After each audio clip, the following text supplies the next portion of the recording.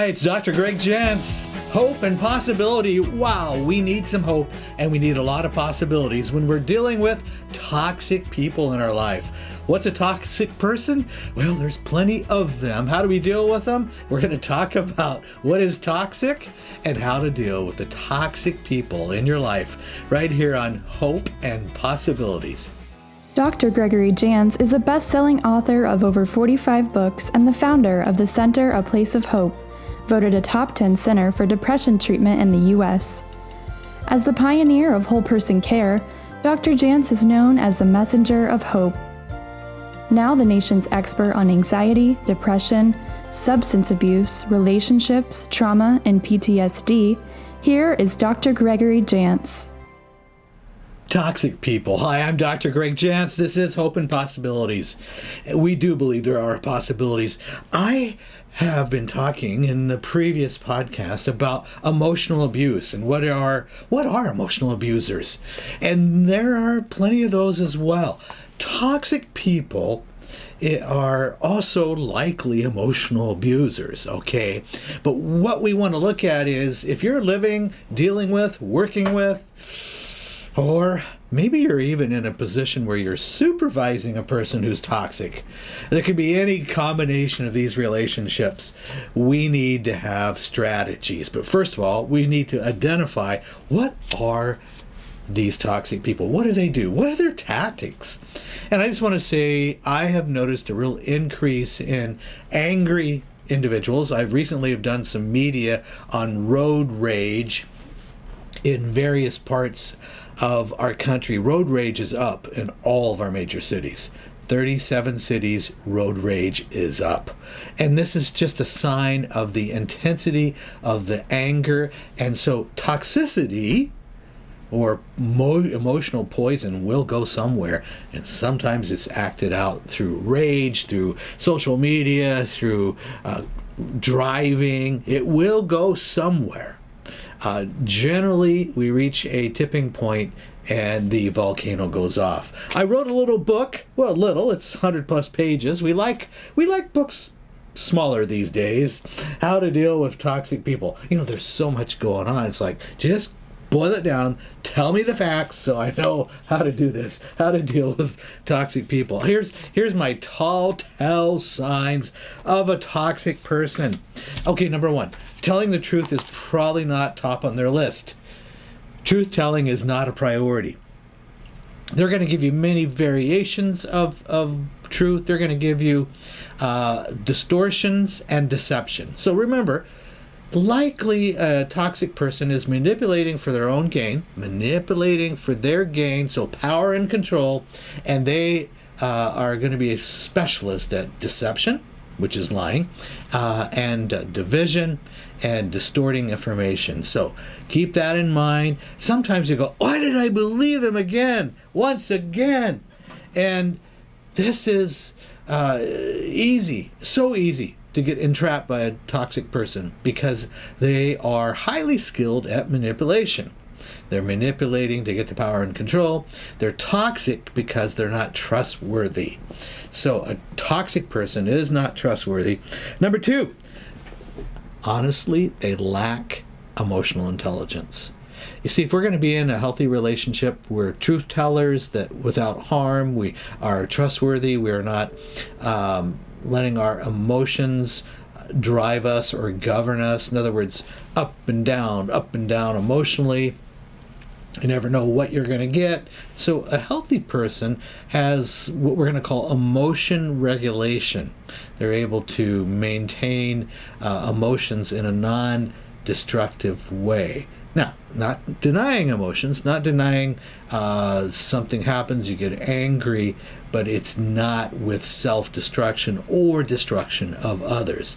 There's a regulation. I'm going to deal with this intensity of this emotion.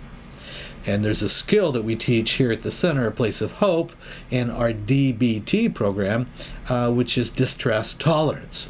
I have a higher capacity to tolerate something that's extremely uncomfortable without acting out of control or endangering myself or others. So emotional intelligence, that we call it the IQ. or an intelligent quotient. We're talking now about the EQ, emotional quotient, and it's a person. This, by the way, is a greater predictor of success in life than something called the IQ. So, emotional intelligence, our ability to maintain and foster healthy relationships, good self-care, having emotional balance in our life, having relationships that are healthy, having a self-esteem that is not exaggerated or diminished, either direction. So not a big ego, but a balance in their opinion of themselves. Emotional intelligence. So much that can be wrapped in that. But I want to just say, a toxic person, you're not going to be measuring the emotional intelligence, the emotional quotient, because they are going to be on the side of anger, manipulation, fear, control, guilt, shame. Those are going to be what they're going to be operating with. All right. Now, the person probably, this is number 3 on my list, they probably talk way too much. Hard to get a word in, usually, with the toxic person. They're talking so much because they are manipulating. And, once you catch on to this, it's so easy to see. And you're going, whoa, I see it. I see the pattern. And you have a awareness. So the higher your awareness, the less likely you are to be entrapped in the snares of the fast talking, the manipulation, the deception, the not telling the truth. So the person who is toxic has got to work you towards their goal of manipulation. All right. Number 4 on my list is they always need to be right. Part of having that power is to be right. Part of having that power is to be in a position where they can manipulate you because they have all the answers. Whew. This is what they do. All right. A toxic person likely has ongoing drama in their life. Now, let me just add, there are psychological diagnoses. Like a toxic person can be diagnosed. We're not doing that now.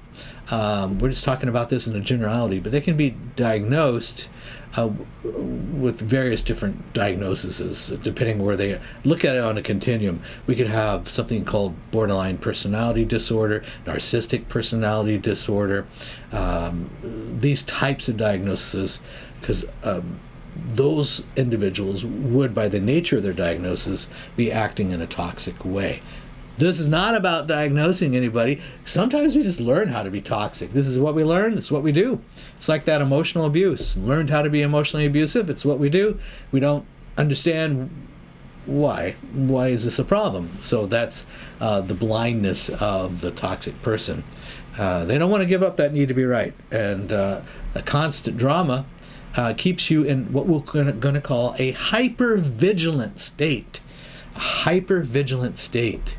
What's that look like? You're always on edge. What's going to happen next? It produces something that I call anticipatory anxiety. Anticipatory anxiety is the type of anxiety that you are always waiting for the next shoe to drop. You're always waiting. Something bad's going to happen. I know it. That's the anticipatory anxiety. And of course, something does, because you're with a toxic person.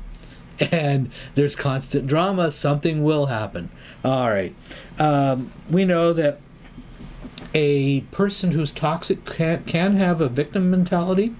The victim mentality is such that maybe they had significant trauma in their life. Something or more than one thing happened that was extremely traumatic, and it wasn't resolved, it wasn't worked with, didn't seek help for that trauma, and now they're acting it out. So they're acting out the trauma because it wasn't dealt with. So put that in perspective as you think about toxic people having trauma in their life, and that trauma has caused them to be in a place of great emotional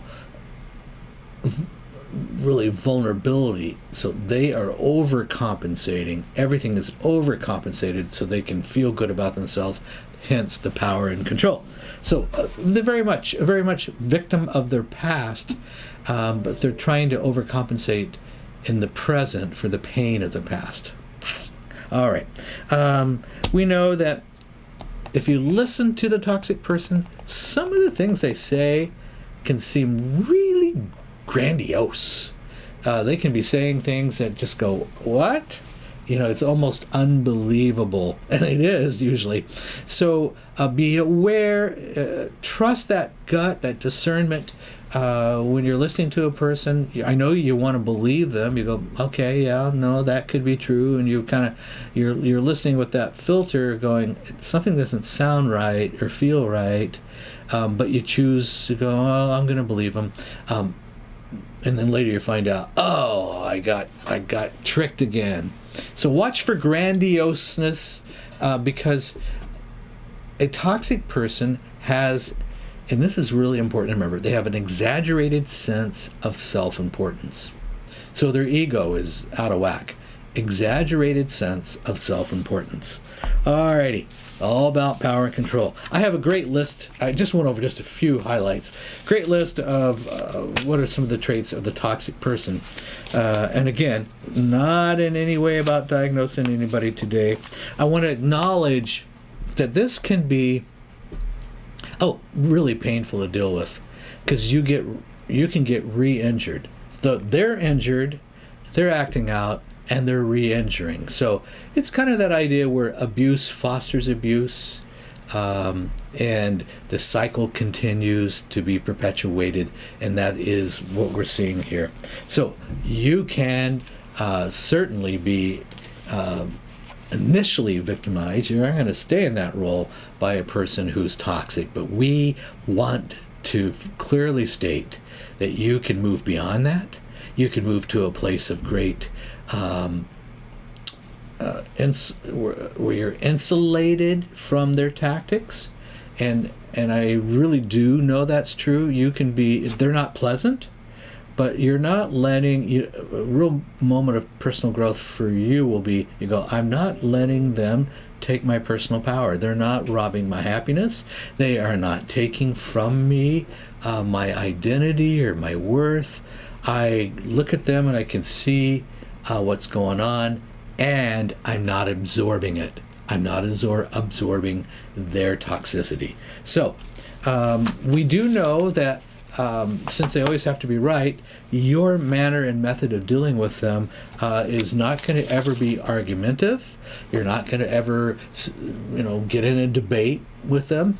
Probably creates more potential for escalation of conflict. But you can have boundaries. You can say to a toxic person, I am going to be excusing myself, and just change rooms. You physically separate. And many times that's got to be a diffuser when you see a toxic person that, they're just talking away, they're manipulating, it's power control, and you go, you know what, I've got some things to do over here, and you excuse yourself. So think of in terms, I'm finding ways to physically separate myself by moving into a different room, going outside. The longer I stay in the close vicinity of a toxic person, the more they spew their poison. All right, and it's good. That's one of your boundaries. Physical boundaries. Then there's emotional boundaries. There's a boundary that says that, I'm not going to talk about this, so I won't be continuing this conversation. Okay, that's a boundary. They can escalate. That's when you change rooms and change the physical environment. So think in terms of constant disengagement. The more I engage, the more I want to say something back, and it's tempting, the more I'm going to add fuel to the fire, and the toxic person, there reaches a point, because some toxic people can step over the edge, and they can do something physical, they can become violent, they can become very unpredictable. So you're going to be constantly disengaging from them, even though you want to sometimes just stay in there and get your last word in. That's not going to work. So disengagement. You've seen this before.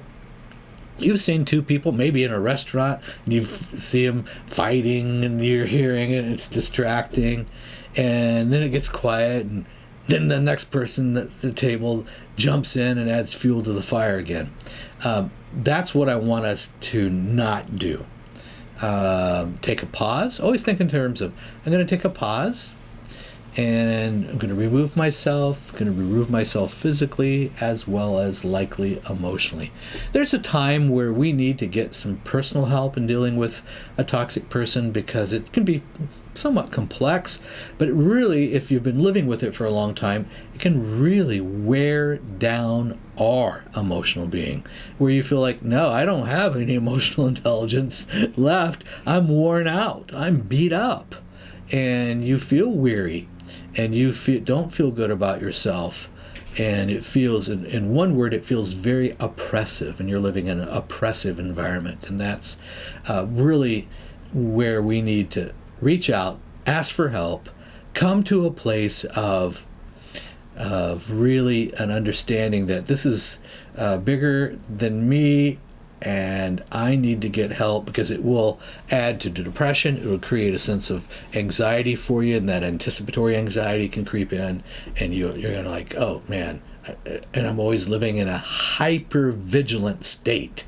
And the hyper-vigilant state is, I'm always waiting for something to happen. Well, and your body is pumping out not only adrenaline, but that other chemical you don't want to keep pumping out, cortisol. Your adrenal glands are working overtime, blood pressure goes up, hard to concentrate. You'll probably notice that when you live in that environment, hard to make a decision, and even your own self-care. Your sleep may be disruptive, where you don't feel rested, you wake up headaches, and physical symptoms. And boy, digestion, you go, my body's just not working right. It doesn't feel good, because you're in a chronic hypervigilant state of fear and anxiety, and your body begins to have that really oppression, and there's a heaviness that can come on you. That's why seeking help, getting more information, not doing this alone, I believe is really important.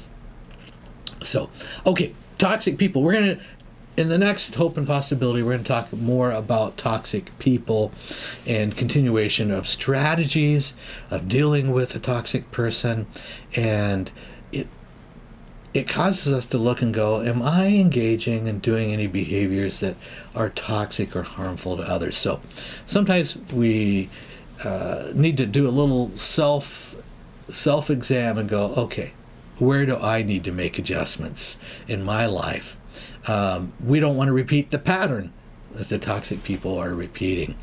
And I want to add just a final thought, and this is only my perspective, only where I come from, but the power of praying for wisdom. Wisdom means I need some insights. I need to have really a keen sense of what do I need to do here. And these situations with toxic people, we do need wisdom in dealing with them. So wisdom coming for others, for me, even prayerful wisdom, and seeking wisdom. All right, see you on the next Hope and Possibility.